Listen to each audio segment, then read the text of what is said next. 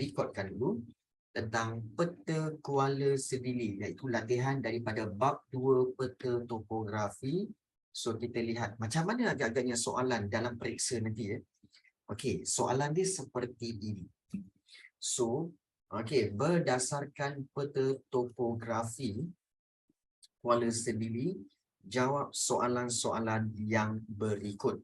So, kalau kita lihat di sini, ini peta Kuala Sedili. So, bila kamu dapat peta, okey, jangan terus tengok soalan ya. Kamu tengok peta tu dulu. Tengok peta tu dulu, apa yang ada. Okey, yang penting-penting, poin-poin yang penting iaitu apa tahu? Okey, ada sungai. Oh, Sungai Nibong. Okey. Kemudian kamu lihat oh sebelah kiri ni ada kampung sawah, kampung Ayu. Ayu. Ayu, kau ada kampung you? Wah, tak bagi tahu pun kau. Tak bagi tahu pun kau ada kampung Oh, kita ada pelajar nama Ayu. Kat sini ada kampung Ayu. Oh, rupa-rupanya Ayu ada kampung. Baik. Kemudian kita ada kampung Nibong. Kat sini kita ada kampung Nibong. Okey. Dan juga kita ada lihat kampung-kampung ini mereka menjalankan aktiviti padi sawah lah. Saya tak lahir masa kampung tu wujud. Saya tak lahir masa kampung tu wujud. Seketika aja. Okey. Baik. Okey, kemudian kalau kita lihat ini di sebelah sini, kemudian dia ada anak sungai ni lah. Kemudian di sebelah kanan ni, okey, ada simbol-simbol getah, kemudian ada kontur. Kalau kita lihat ada kontur ni, kontur tu maknanya kawasan itu berbukit bukau. Kawasan itu berbukit bukau. Okey, ada banyak getah dan ada ladang. Okey, dan kemudian di bawah ini ada paya bakau. Okey, ada paya bakau kat sini. Baik. Kemudian di sini kita nampak okey, pertempatan. Okey, sini ada pertempatan macam ni, macam ni. Ini pertempatan apa? Pertempatan berkelompok. Sebab dia kelompok-kelompok. Itu pertempatan berkelompok. Kemudian kita tengok di sini, okey, ini pertempatan apa ni cikgu? Ini pertempatan iaitu berjajar. Iaitu dibina sepanjang sungai Nibong tu. Jadi ini adalah pola pertempatan yang wujud dalam peta Kuala Sedili ini. Baik. So bila kita dah faham sikit-sikit tentang perkara ini, barulah kita pergi kepada soalan. Soalan nombor 1A.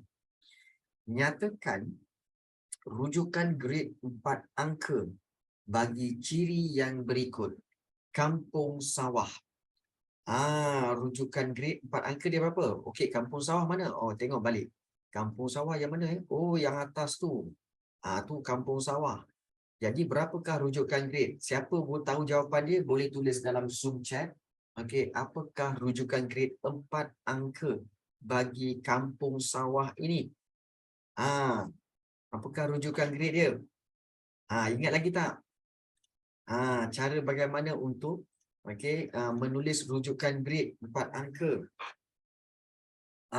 Aklesh, ID Rifki, Shristi.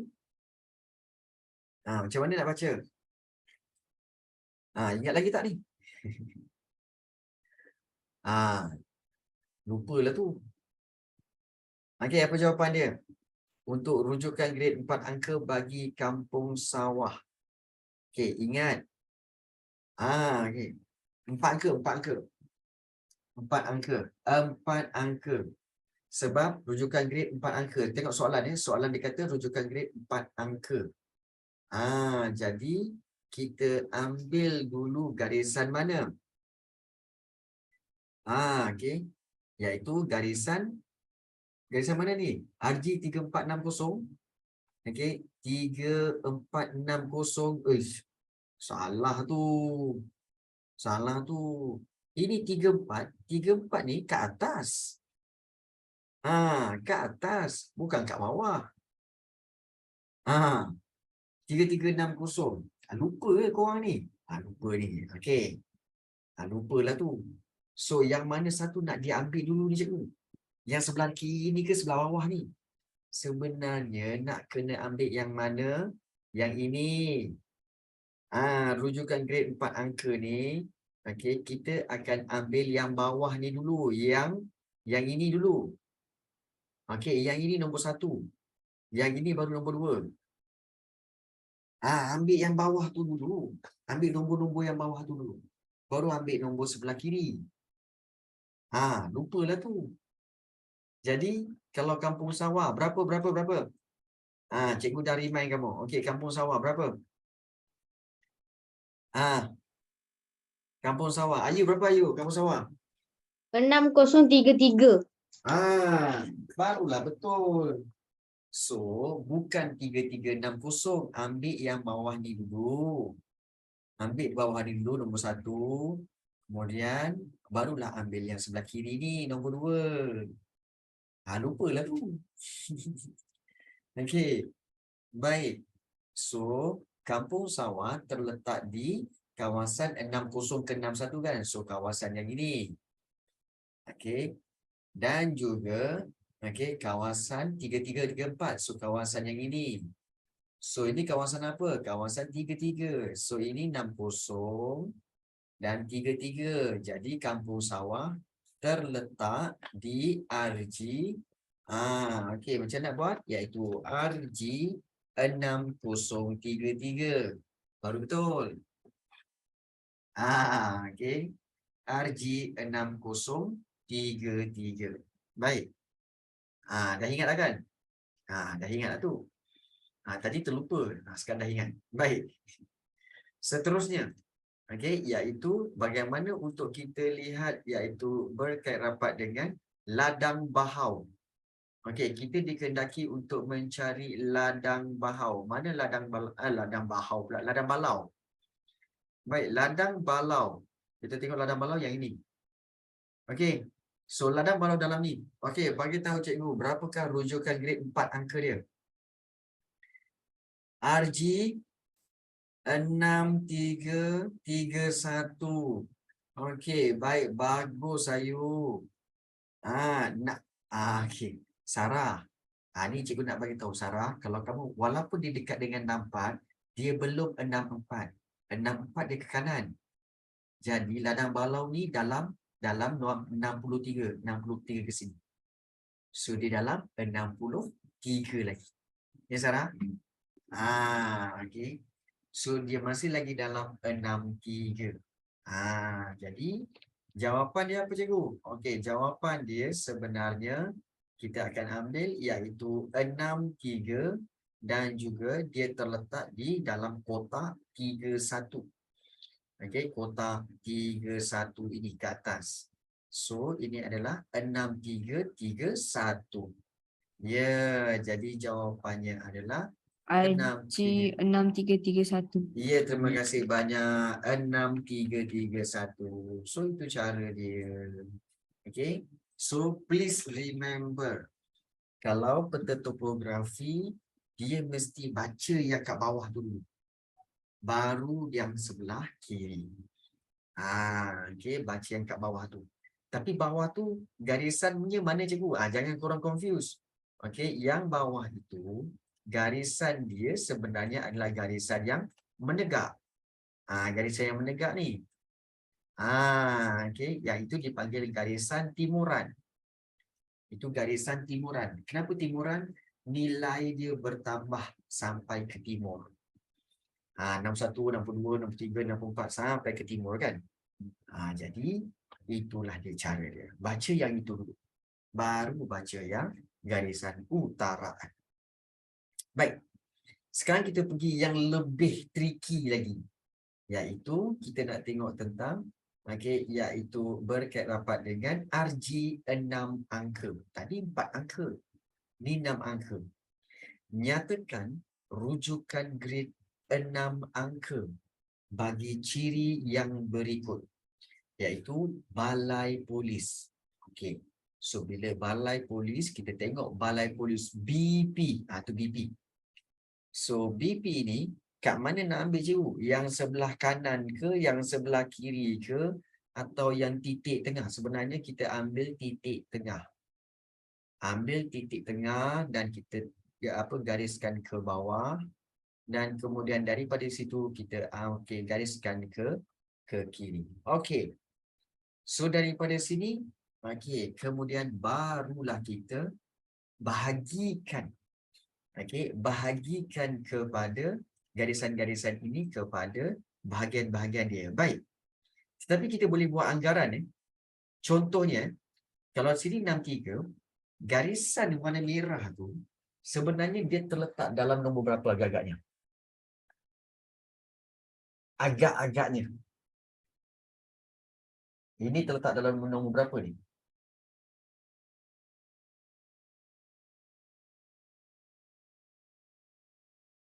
Ya, Ayu. 6. Ha? Ada ke Ayu? Okey. Baik, dia terletak dalam 6. Ya, betul. Bermakna di sini macam mana kita tahu dia 6? Sebab kalau kita bahagi 2 ni, okay, yang ini 5. Okey, so kita tahu bahawa sini 1, 2, 3, 4 dan juga 5, 6, 7, 8 dan juga 9 serta 10. So yang ini kita boleh andaikan ini adalah 6. 6 ya. Dan kemudian bagaimana di sebelah kiri pula? Okey, kamu tengok di sini. Adakah dia benar-benar membahagi 2? Adakah dia terletak di 5? 5 kat tengah-tengah. Kan? Adakah garisan ini betul-betul di tengah-tengah? Andaian kamu? Tak kot. Tak, dia terlebih sikit, betul? Betul. Jadi dia mungkin kemungkinan besar dia adalah 6 juga. Sebab dia terlebih ke atas sikit. So, bila kita buat andaian seperti itu, kita boleh ambil bahawa di sini, okey, amount dia berapa? Iaitu 636 dan 336. Itu cara dia. 636, 336. Jadi, kita boleh ambil rujukan grade ini, okey, iaitu RG636, 636, 336. Push. Macam lah nombor ni. Kan? 636, 336. Dia macam tu. Sebab kita telah membahagikan kotak-kotak itu kepada 10 bahagian. Dan kita tahu yang kat tengah tu mesti 5. Itu memudahkan kita untuk kita buat andaian. Baik. Kita tengok macam mana pula sekolah di kampung pulau. Sekolah di kampung pulau. Mana sekolah cikgu? Ni bawah ni. Sekolah di kampung pulau. Baik. So, kalau kita lihat, kita padam dulu. Sekolah di kampung pulau. Ni sekolah. Baik, cikgu. Sekolah ni kat mana kita nak buat kat cikgu? Kat perkataan dia ke? Tidak. Kita buat kat titik dia. Iaitu daripada titik dia yang belakang ni. Okey, kita ambil titik ni, kita gariskan ke bawah. Dan kemudian daripada sini kita ambil dan kita gariskan ke kiri. Baik. So daripada situ barulah kita buat andaian. Okey. So yang ini kita tahu di sini adalah 5. Ada 2 sekolah. Tapi ada 2 sekolah. Ada sekolah ke? Sekolah satu mana? Oh, sekolah yang atas tu kampung Nibong. Ini sekolah kampung pulau. Soalan pun nak sekolah di kampung pulau. Ya. Soalan dia nak sekolah di kampung pulau. So kita cari sekolah di kampung pulau ya. Yes. Baik. So di sini kita boleh andaikan bahawa sekolah di kampung pulau ni dia terletak di ini nombor 5, bermakna yang sebelah kanan ini dia masih lagi dalam apa nombor 6. Boleh terima tak ini sebagai nombor 6? Boleh. Boleh. Baik. Dan juga bagaimana untuk kita lihat di sini pula? Okey, kita boleh bahagikan yang ini sebagai garisan tengah dia. Okey, ini 5. Kemudian sini 6. Kemudian sini 7. Sini 8. Sini 9 dan sini 10. Bermakna ini terletak di nombor berapa? Nombor 8. Okey, nombor 8. So, bermakna di sini ini adalah nombor 8 Maka, jadi apa yang kita kena buat? Kita ambil 646 dan juga kita ambil 308. Jangan ambil 31, kita tak sampai lagi.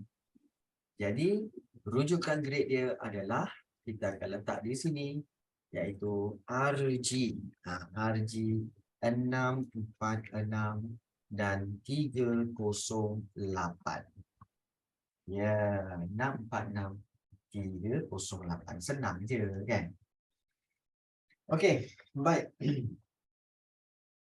So sekarang kita dah menjawab soalan-soalan untuk rujukan grade 4 angka dan juga rujukan grade 6 angka. Baik, soalan seterusnya kita lihat di sini nombor 2. Iaitu nyatakan dua ciri pandang darat fizikal. Dua ciri pandang darat fizikal dalam peta topografi di atas. So, kalau kita lihat pandang darat fizikal maknanya apa? Iaitu pandang darat semula jadi. Banyak. Antaranya kita ada sungai. Kita ada sungai, kemudian kita ada kontur. Serta kita ada paya bakau. Itu adalah ciri pandang darat fizikal. So, bagaimana nak menjawab soalan ni, cikgu? Baik, dua ciri pandang darat. So, macam biasa, lupalah cikgu nak bagi tahu. Korang kena ambil kertas boleh? So, dua ciri pandang darat fizikal dalam peta topografi di atas ialah sungai dan paya bakau. Jadi kalau dua markah ni akan dapat 2 lah. Baik. Ini soalan yang nombor 2 dalam kamu boleh salin ya. Baik. Soalan yang ketiga. Kita lihat. Soalan dia apakah pekerjaan utama penduduk di ladang balau? So dia tulis kat situ RG 6331. So, apakah pekerjaan utama penduduk di ladang balau? Baik. So, untuk menjawab soalan ini, make sure kamu lihat balik peta tu. Peta topografi, lihat balik dalam peta topografi. So, kamu lihat iaitu peta topografi ini. Ladang balau. Mana ladang balau? Itu ladang balau. So di ladang balau ni kamu lihat, ada banyak pokok-pokok getah. So bila ada banyak pokok getah, maka soalan tanya apakah pekerjaan utama penduduk di ladang balau? Jadi, so apakah jawapan dia? So apakah pekerjaan penduduk di ladang balau? Cuba tulis dalam Zoom chat, nak tengok. Apa pekerjaan dia?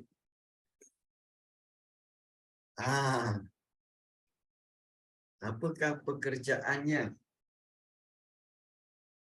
Pekerjaannya getah, salah. Pengutip getah, lagilah salah.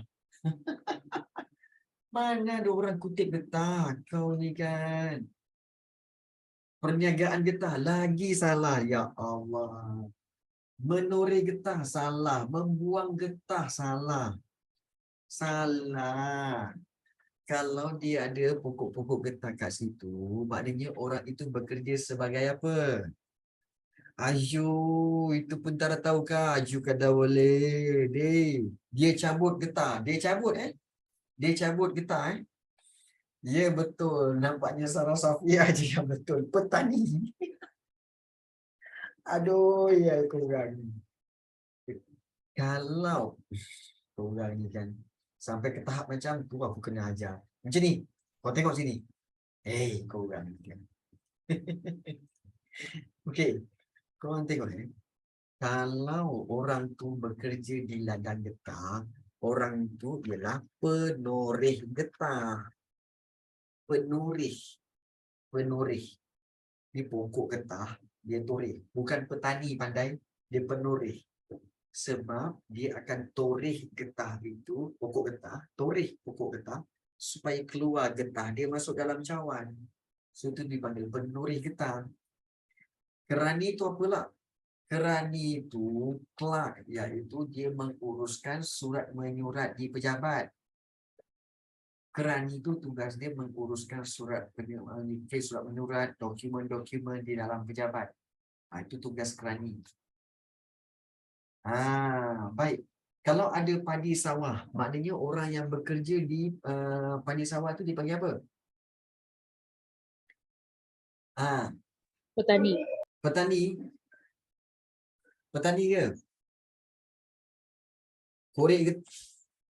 Untuk padi sawah pandai. Kalau untuk padi sawah, dipanggil Pesawah. pesawah. Pesawah padi. Itu sebenarnya orang yang bekerja di situ dipanggil pesawah padi. Nama tempat tu, nama ni tahu, nama kawasan-kawasan ini dipanggil sawah padi. Sawah padi. Pokok yang ditanam di kawasan sawah padi tu, pokok dia ialah pokok padi, padi sawah. Ini beza padi sawah dengan sawah padi. Faham? Ini perbezaan padi sawah dan sawah padi. Padi sawah, okey, iaitu pokoknya. Sawah padi, kawasannya. Pesawah padi, orang yang bercucuk tanam padi tu. Jadi itulah. Korang ni kan belajar geografi dapat juga belajar BM. Okey. Baik. Aduh, ya korang ni. Baik, tak apa. It's okay. It's okay, kita belajar kan. Baik, pekerjaan utama penduduk di ladang. Okey, so di ladang balau ialah penoreh getah. Jadi kita boleh buat ayat dia, iaitu okey, pekerjaan utama. Ya, pekerjaan utama penduduk di ladang balau, okey, ialah penoreh getah. Sebab soalan dia memang spesifik, dia tanya terus. Okey, pekerjaan utama penduduk ladang balau ialah penoreh getah. Begitu. Okey. Baik, soalan seterusnya. Soalan yang keempat. So dia tanya, iaitu mengapakah tanaman padi banyak diusahakan di bahagian barat laut peta. So mengapakah tanaman padi banyak diusahakan di bahagian barat laut peta? So soalan tanya itu. Jadi kalau kita lihat tentang soalan ini, iaitu kalau kita lihat bukti dia, mengapa tanaman padi banyak diusahakan di bahagian barat laut. So bahagian barat laut yang mana cikgu? Bahagian barat laut, iaitu kalau kita buat peta, kita buat tanda arah seperti ini. So kita buat seperti ini. So kita tahu ini adalah barat laut. Kita tahu ini adalah barat laut. So kenapa barat laut itu banyak? Banyak kawasan sama. Salin je. Salin sahaja. Kenapa barat laut ini banyak kawasan sawah padi, cikgu? Pertama sekali, korang tengok. Macam mana cikgu tengok Korang tengok sebelah kanan ni ada garisan kontur. Kanan ada kontur. Sebelah kiri ni kat barat laut ni ada kontur tak? Ada tak kontur? Ada tak kontur dekat sebelah kawasan barat laut? Ada ke tak ada? Cik tengok. Ada ke tak ada kontur? Cuba tulis. Tak ada kan? So Ayu kata tak ada. Bila tak ada, maksudnya apa? Maksudnya bila tak ada, dia tanah rata. Dia tanah rata. Dia bukan berbukit bukau. Dia tanah yang rata. Jadi, memang sawah padi perlu ditanam di kawasan tanah pamah yang rata. Itu satu. Yang kedua, kita tahu sawah padi perlukan banyak air. Jadi kalau kita lihat dekat sini, ada anak sungai. Nampak di sini, ada anak sungai, okey, yang mengalir, dan anak sungai inilah yang telah membekalkan air kepada kawasan sawah padi. Okey. Ada anak air ataupun anak sungai yang telah mengalirkan air, yang telah membekalkan air ke kawasan sawah padi di barat laut itu. Jadi sebab itu kawasan itu banyak sawah padi.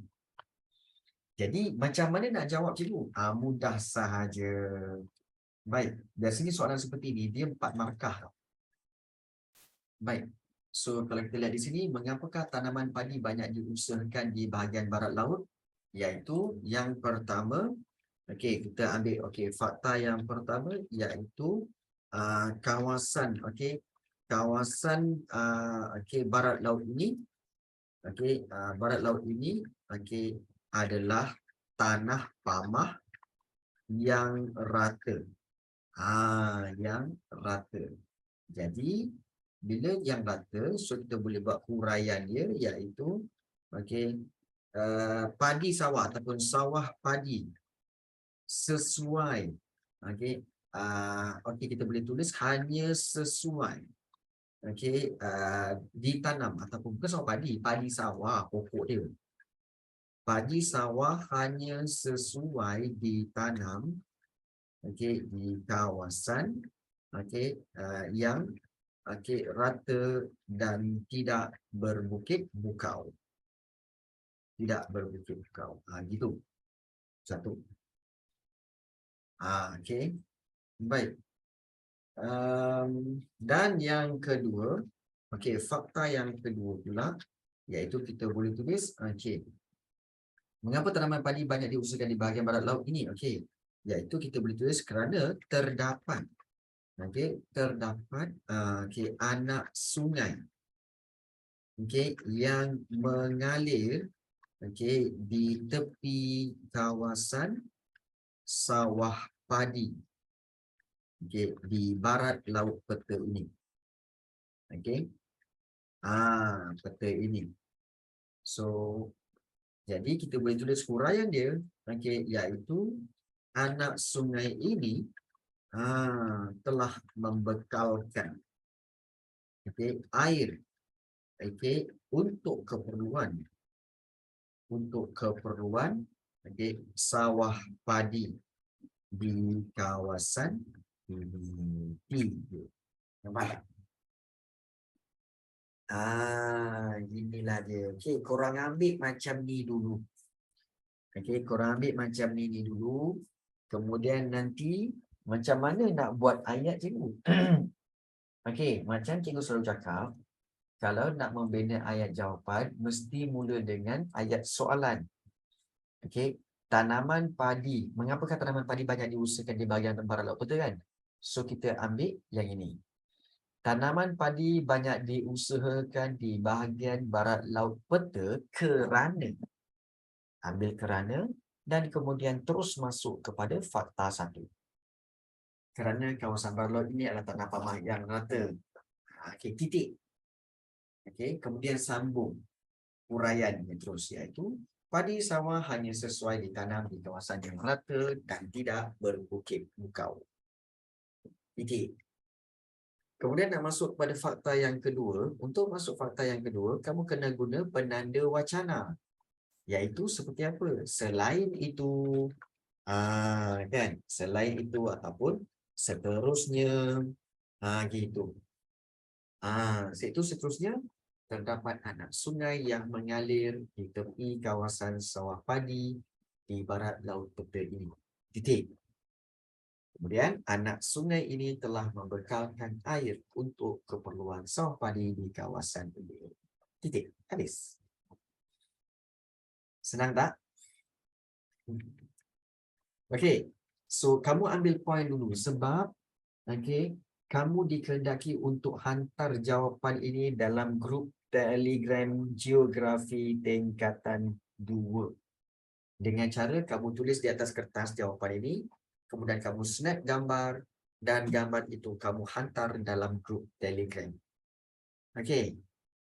Boleh? Okey, dah ambil dah? Belum cikgu. Belum. Sila ambil. Ah.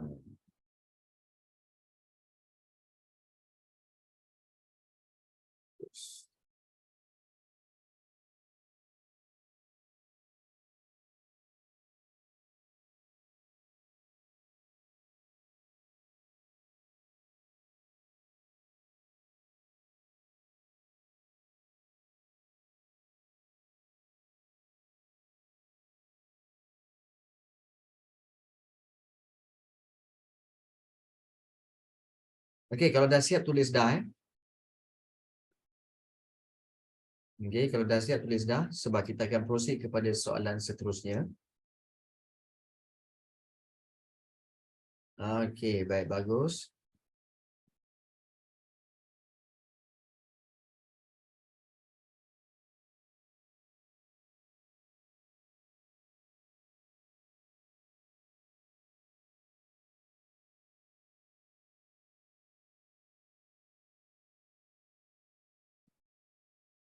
Okey, baik, dah. Okey. Alright, so dah Okey, kalau dah kita pergi kepada soalan yang seterusnya. Okey, soalan seterusnya. Okey, soalan yang kelima. Okey. Soalan yang kelima soalan kelima ni.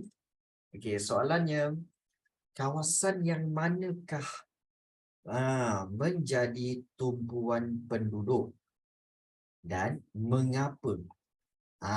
Dan mengapa? Ada dua soalan tu.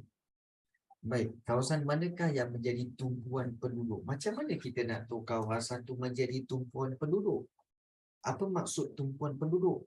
Maksudnya adalah penduduk ramai datang dan tinggal di situ. Jadi, kalau kita lihat di sini, okey, kawasan mana yang menjadi tumpuan penduduk?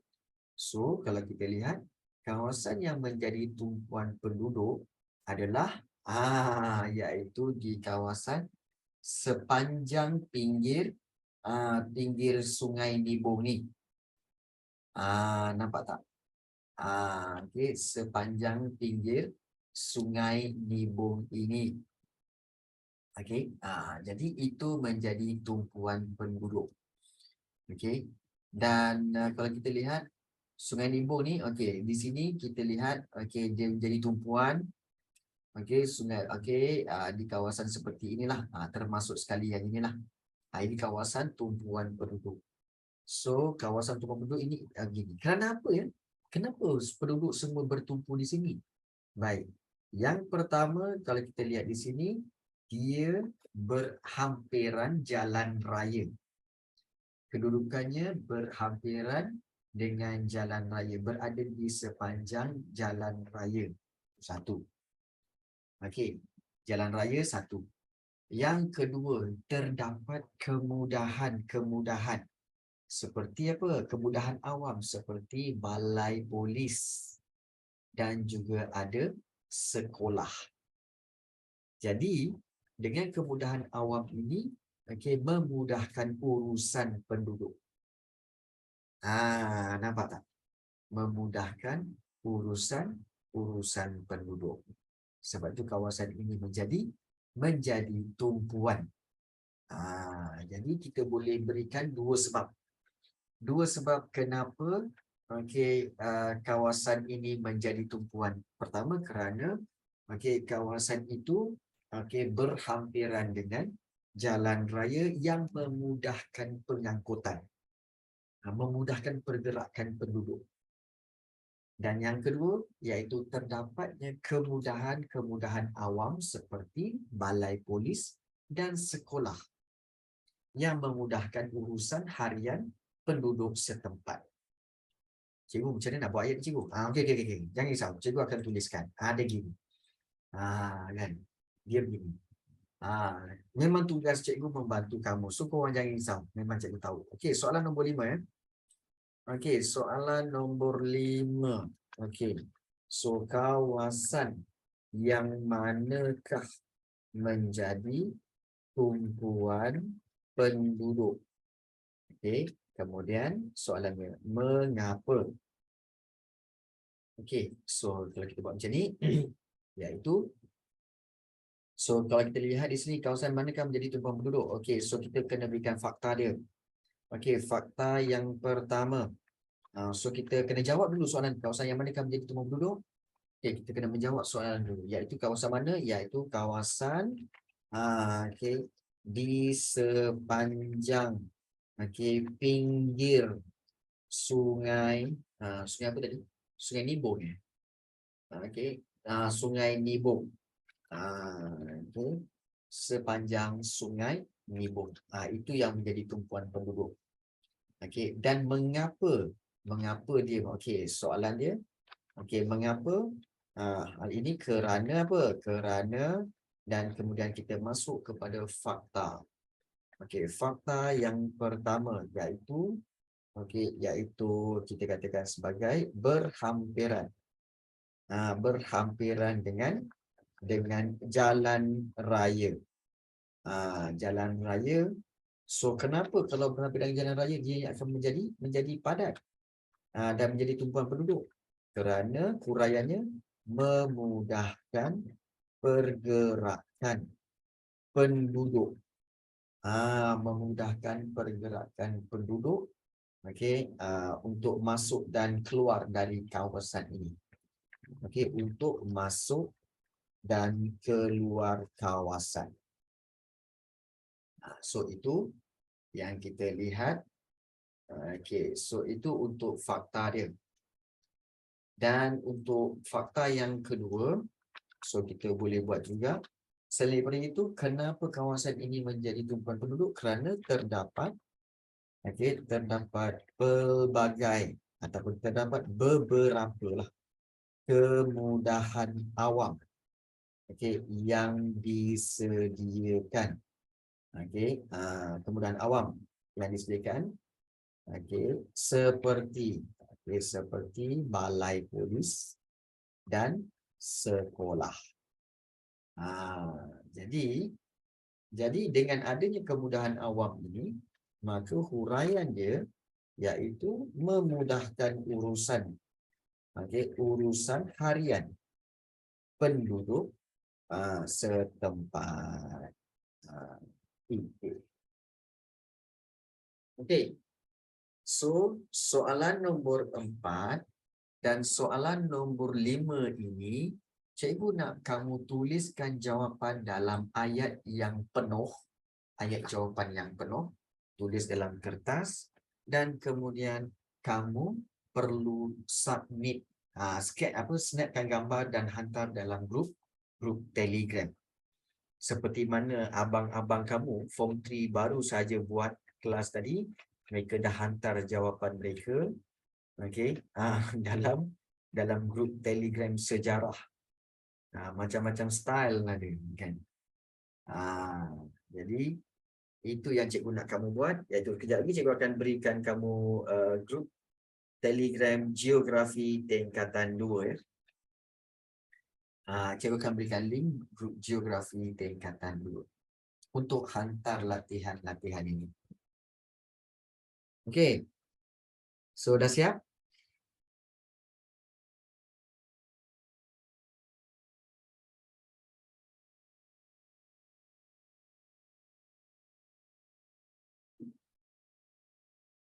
Okey, dah.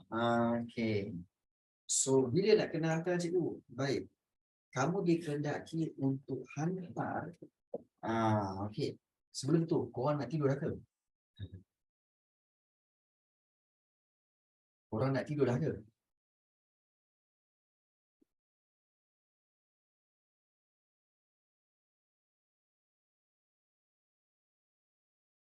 Okey. Sebab sebenarnya cikgu punya plan iaitu cikgu nak kamu semua hantar sebelum pukul 11 malam ni. Boleh? Maknanya, habis je kelas pukul 10.30 ni, kamu terus buat jawapan dia, terus ambil gambar, kemudian hantar dalam Telegram. Boleh? Susahlah cikgu. Okey. Besok boleh tak? Okeylah. Okey, cikgu bagi masa. Okey, banyak homework. Okey. Baik. So cikgu bagi kamu masa sebelum pukul 12.30 hari esok. Sebelum pukul 12.30 hari esok boleh? Sebelum pukul 12.30 hari esok. Okey, grup Telegram dah ada. Sekejap lagi cikgu akan berikan link grup Telegram dalam grup WhatsApp. Okey. Sebelum 8 malam lagi. Yelah. Yang penting korang hantar. Korang tak hantar. Yang penting korang hantar. Okey. Yang penting korang hantar. Jangan korang tak hantar. Boleh boleh. Okey. So dah ambil dah semua poin-poin ni. Dah ambil dah semua